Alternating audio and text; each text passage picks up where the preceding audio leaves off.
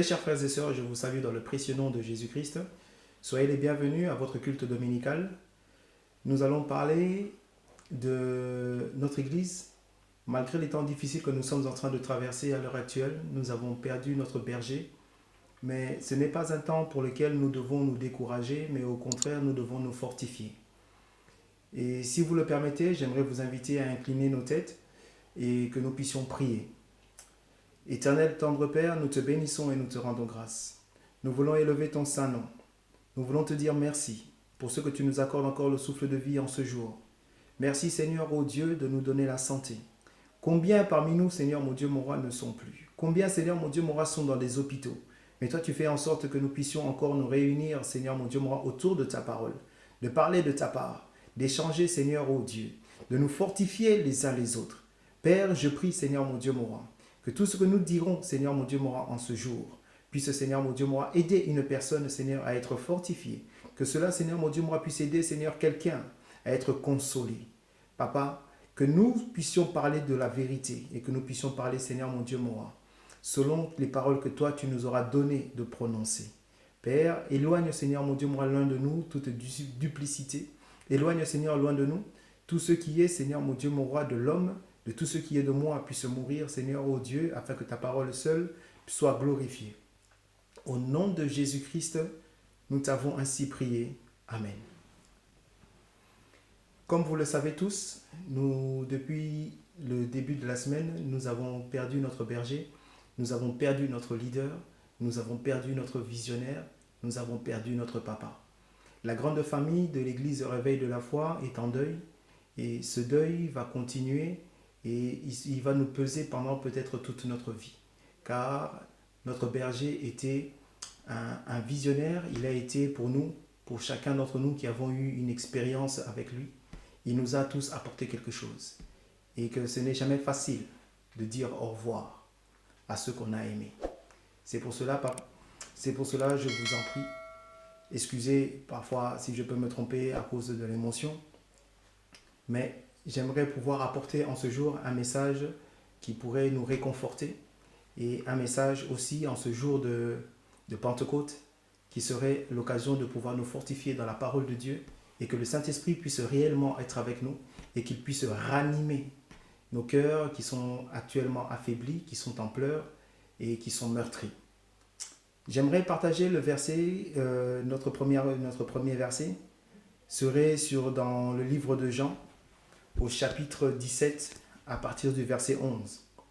Ce verset-là, je l'ai choisi parce que ça reprend les mêmes conditions que Jésus a rencontrées avec ses propres disciples. Alors qu'il savait qu'il allait mourir et qu'il allait partir, il a fait la prière et il demandait à Dieu, selon le verset 9, il dit « C'est pour eux que je prie. Je ne prie pas pour le monde, mais pour ceux que tu m'as donnés, parce qu'ils sont à toi. » Jésus priait pour ceux que Dieu avait appelés à lui. Il priait pour ceux qui allaient continuer son chemin. Il savait que sa course à lui était arrivée à son terme. Mais bien qu'il allait être rappelé auprès du Père, la vision qu'il était venu apporter sur la terre n'avait pas trouvé son terme en même temps que lui. La vision ne s'éteint pas. Les hommes peuvent passer. Les leaders peuvent passer. Mais la vision, le message que les leaders transportent ne s'éteint jamais. Pourquoi? Parce qu'il y a toujours quelqu'un qui est là pour reprendre le flambeau. Au jour d'aujourd'hui, j'aimerais que nous puissions lire alors le verset 11, comme je le disais. Il dit, c'est Jésus qui parle, il dit « Je ne suis plus dans le monde, ils sont dans le monde. Je vais à toi, Père Saint. Garde-les en ton nom que tu m'as donné, afin qu'ils soient un comme nous. » Donc le message que j'aimerais porter aujourd'hui, c'est le message d'unité. Bien que le leader ne soit plus au milieu de nous, mais nous devons conserver l'unité. Car ce n'est qu'ainsi que nous pourrons atteindre le but de ce pourquoi nous nous sommes ralliés à sa vision. Si nous sommes rentrés dans la vision de notre bishop, de notre pasteur, de notre berger, c'est aujourd'hui c'est parce que nous avons fait corps. C'est parce que nous sommes devenus une seule personne. Nous avions la même vision, nous avons les mêmes objectifs. Dieu lui a donné une vision, il a su la communiquer avec les autres. Et c'est ainsi il nous a parlé longuement de ce qu'il voulait, de ce que Dieu lui avait donné d'accomplir sur la terre. Il a fait la part qui lui incombait. Ce que Dieu lui avait donné de faire, il a fait ce qu'il pouvait faire. Aujourd'hui, Dieu l'a rappelé. Et c'est à nous, maintenant qui sommes restés, de pouvoir rester solidaires les uns des autres. Et j'aimerais que je me rappelle ainsi que dans les textes, lorsque je lis, c'est que Jésus-Christ parcourait un peu le bord de mer et il sélectionnait les différentes personnes qui pouvaient faire partie, qui sont devenues plus tard les apôtres. Et toutes ces personnes ne venaient pas d'un seul même endroit. Toutes ces personnes n'étaient pas issues d'une même famille. Mais Jésus-Christ les a choisis au nombre de 12, comme il est écrit. Jésus-Christ les a choisis un à un. Ça ne dépendait pas de leurs origines raciales, ça ne dépendait pas de leur famille, ça ne dépendait pas de leur taille, ça ne dépendait pas de leur couleur, ça ne dépendait point de cela. Mais Jésus-Christ a choisi des gens qui venaient de différents horizons. Et il les a rassemblés autour du message que le royaume était proche. De la même manière, pour nous qui sommes restés au réveil de la foi, pour nous qui sommes en train de pleurer aujourd'hui, nous devons rester un. Nous ne sommes pas tous les mêmes, nous ne venons pas tous d'une même famille. Nous avons tous des caractères différents, mais cela ne doit pas nous empêcher de rester un comme Jésus-Christ le prie. Il prie pour ses disciples, mais il prie aussi pour tous ceux qui ont cru. Pour nous qui avons cru, nous avons cru que Dieu a appelé un homme à qui il a donné un message et que ce message-là doit continuer, doit pouvoir nous survivre, combien même nous allons mourir. Mais nous, la vision que nous avons doit pouvoir être transmise et que nous devons faire en sorte que toutes les personnes qui vont adhérer à cette vision ne soient pas dispersées, mais que nous puissions avoir un même sentiment, une seule même vision, une seule même ligne. Nous pouvons parfois avoir des différences, nous pouvons avoir des différences de point de vue, nous pouvons penser les choses différemment, mais cela ne doit pas nous diviser.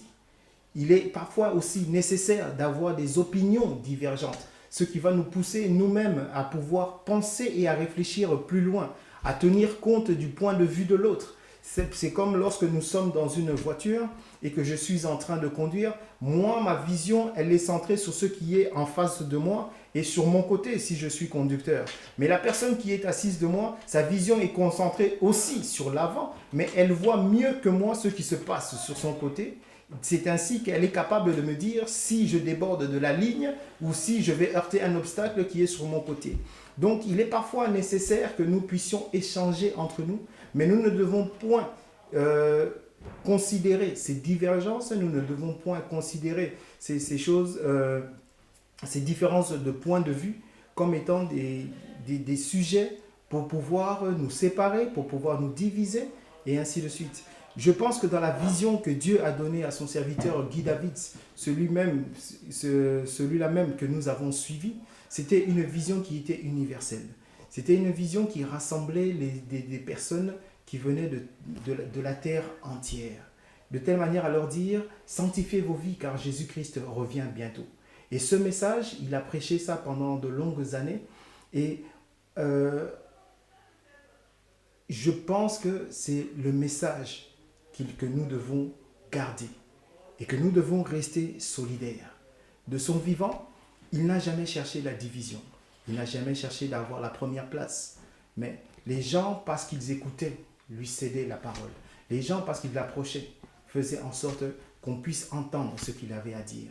Pour nous qui sommes restés, j'aimerais vraiment que la famille du réveil de la foi, que nous puissions réellement rester unis et soudés.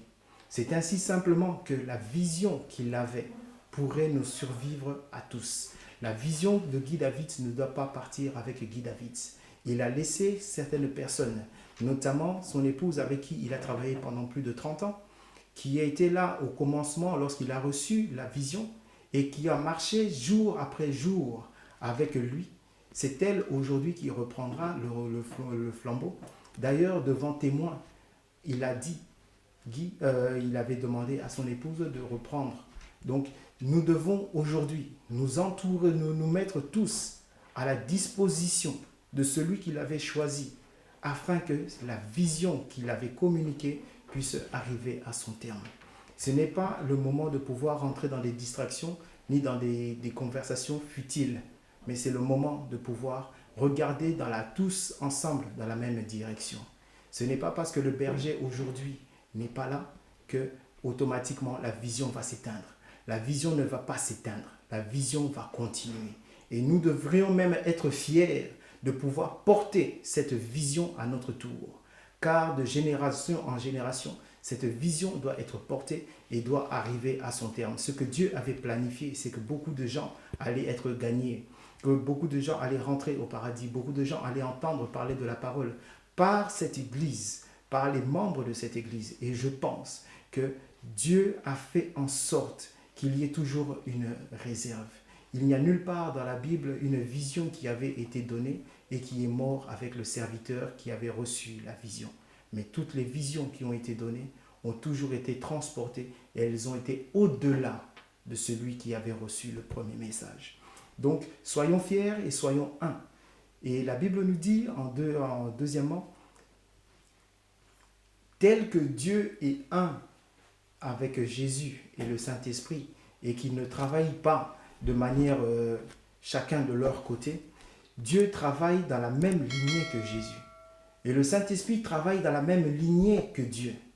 Les trois, bien que ce soit trois personnes, trois personnalités, trois entités complètement différentes, travaillent tous ensemble. Jésus-Christ dit, et je le répète, il dit, « Je ne suis plus dans le monde, et ils sont dans le monde. Je vais à toi, Père Saint, garde-les en ton nom que tu m'as donné, afin qu'ils soient un comme nous sommes un. » Si Jésus aujourd'hui est venu sur la terre, ce n'était pas pour faire sa propre volonté, et c'était pour faire la volonté de Dieu. D'ailleurs, lui-même, il dit que ma nourriture, c'est de faire la volonté de Dieu. Donc, que nous aussi, que notre nourriture ne soit pas, que nos regards, ne soient pas sur les hommes, mais que notre nourriture soit comme la nourriture de Jésus, c'est de faire la volonté de Dieu. Et la volonté de Dieu, c'est que la vision puisse arriver à son terme. Que ce que Jésus avait promis, que cela, nous puissions le voir de nos yeux. Et cela, ce n'est que lorsque nous serons un. J'ai mon caractère, mon frère, ma sœur a son caractère aussi, mais nous devons faire abstraction, nous devons faire fi de cela, afin que nous soyons réellement un. Ce n'est qu'un message d'unité. Soyons un, soyons forts, car lorsque nous serons un, nous serons plus forts. C'est lorsque nous serons un que nous pourrons arriver à notre objectif. Donc, le deuxième verset que j'aimerais pouvoir partager avec vous, c'est dans le livre d'Éphésiens au chapitre 4, à partir du verset 1, et nous allons lire jusqu'au verset 3.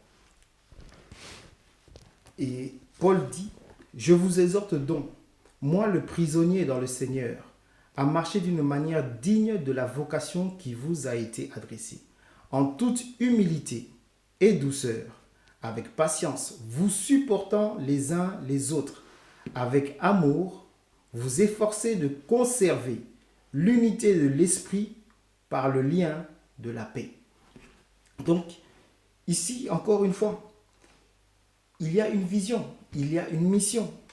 Et si nous voulons être agréables à Dieu, il dit, nous qui sommes lui qui est prisonnier. Et de la même manière, nous qui avons cru, nous sommes aussi prisonniers de la parole de Dieu.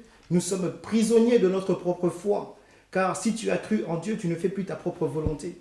Et si la volonté de Dieu est que nous puissions demeurer un, nous devenons prisonniers de la volonté de Dieu. Il dit que nous devons marcher d'une manière digne de notre vocation.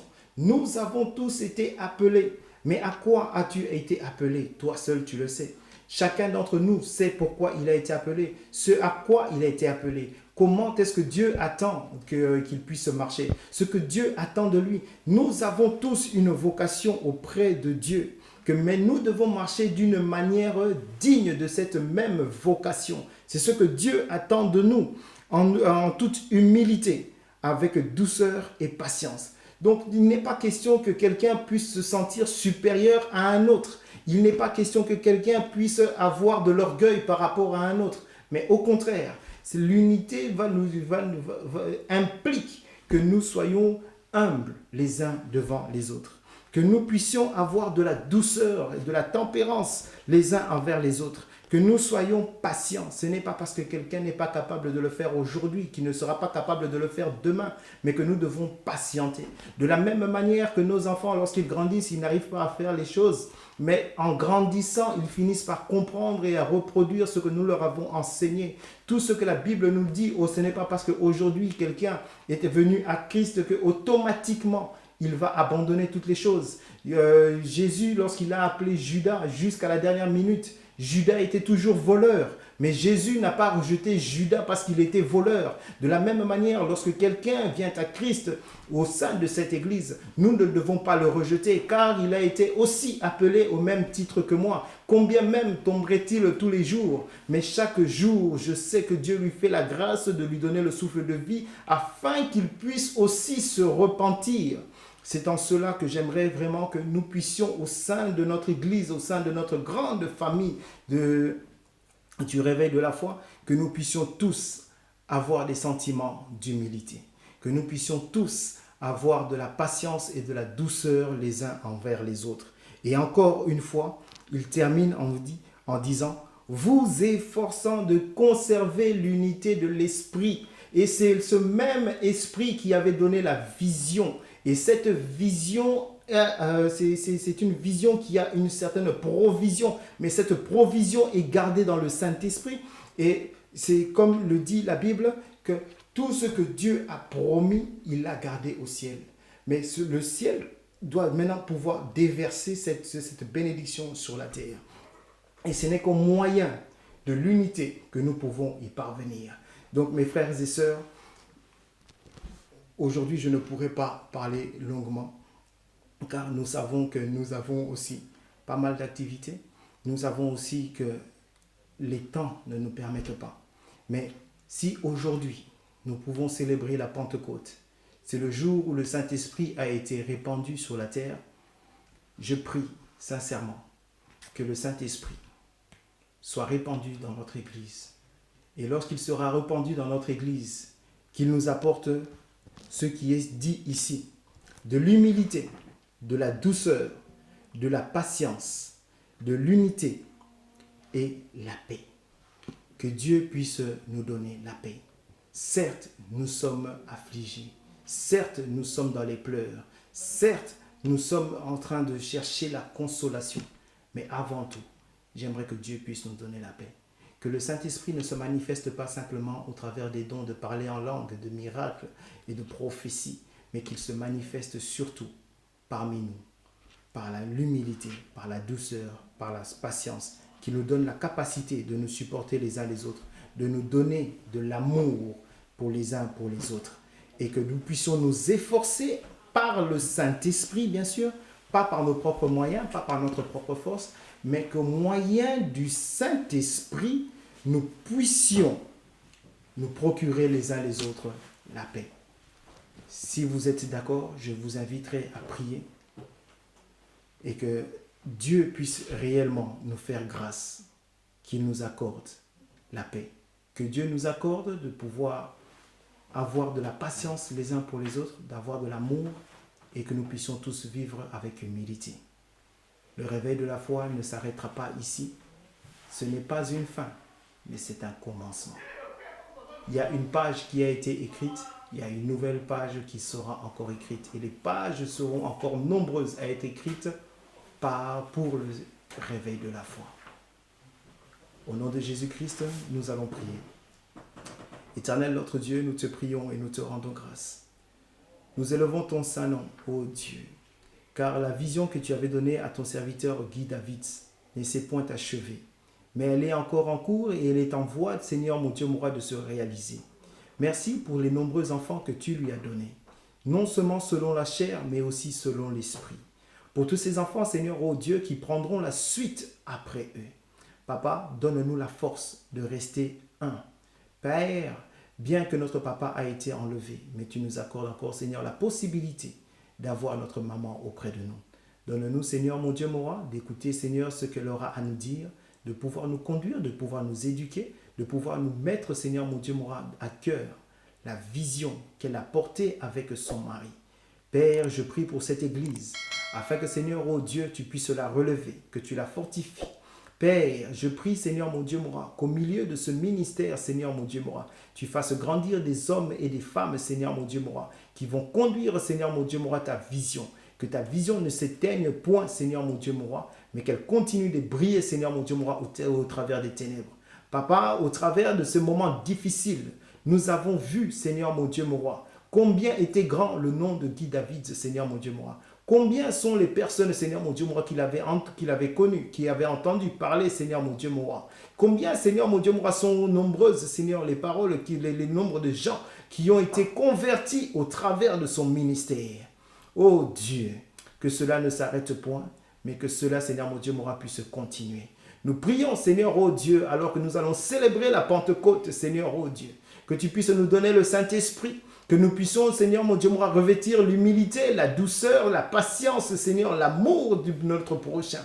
Père, et que nous puissions conserver tout cela par le moyen de la paix. Oh Dieu, que ton Saint-Esprit s'anime en nous et qu'il puisse nous conduire. Dans le précieux nom de Jésus-Christ, nous te prions. Amen. Je vais vous inviter ce mardi. Nous aurons notre cérémonie funéraire pour dire au revoir à notre papa. La cérémonie commencera à 10 h. Je vais vous inviter non pas à venir jusqu'ici, mais à pouvoir suivre la cérémonie en direct. Nous ferons un effort que cela soit retransmis en direct au moyen de Facebook, au moyen de YouTube, car les mesures qui sont actuellement appliquées en Belgique ne nous permettent pas de pouvoir nous réunir et de rendre tous un hommage. Malheureusement, tout le monde ne pourra pas y participer. Mais aujourd'hui, nous avons la possibilité d'arriver jusqu'à vous et de vous remettre toutes les images. Du commencement de la cérémonie jusqu'au dernier moment, tout sera retransmis. Donc, nous ne pourrons accueillir qu'un maximum de 30 personnes. Il y aura parmi ces 30 personnes, principalement les membres de la famille. Si tout le monde devait venir jusqu'ici, il n'y aurait plus de place pour la famille. Or, nous pensons que nous faisons tous partie de la famille, mais que ce n'est que pour un temps où nous serons privés les uns des autres de pouvoir nous consoler tous ensemble. Aux moyens qui nous est donné, qui sont les médias, les réseaux sociaux, vous pourrez aussi participer à votre façon. Je vous annonce déjà maintenant qu'il sera possible à partir de 13h, 13h30, aux alentours de 13h, 13h30, de pouvoir vous rendre au cimetière pour pouvoir déposer une gerbe de fleurs, un bouquet et de pouvoir vous recueillir. Merci de m'avoir suivi. Merci de respecter les règles du gouvernement concernant le Covid-19 et les mesures de sécurité. Que Dieu vous bénisse et que Dieu puisse vous faire du bien. Dans le précieux nom de Jésus-Christ, je vous remercie. Amen.